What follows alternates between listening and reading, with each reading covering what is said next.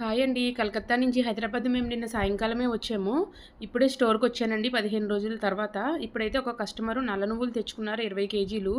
Cans కూడా తెచ్చుకున్నారండి. Oil పట్టించుకోవడానికని వచ్చారు.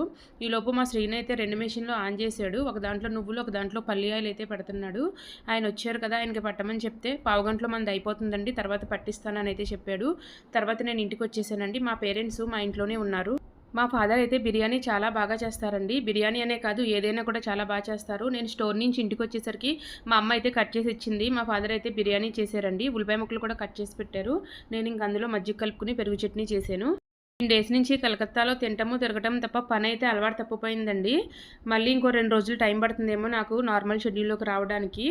మా పేరెంట్స్ అయితే నేను కలకత్తా టూర్ వెళ్తున్నాననేసే వచ్చారండి. నేను మా అమ్మాయి మాత్రమే వెళ్ళాము కలకత్తా. మా అబ్బాయి, మా హస్బెండ్ రాలేదు. వాళ్ళకు వండి పెట్టడం గురించే మా పేరెంట్స్ వచ్చారండి. బిర్యానీ అయితే యాజ్ యూజువల్ సూపర్ ఉంది.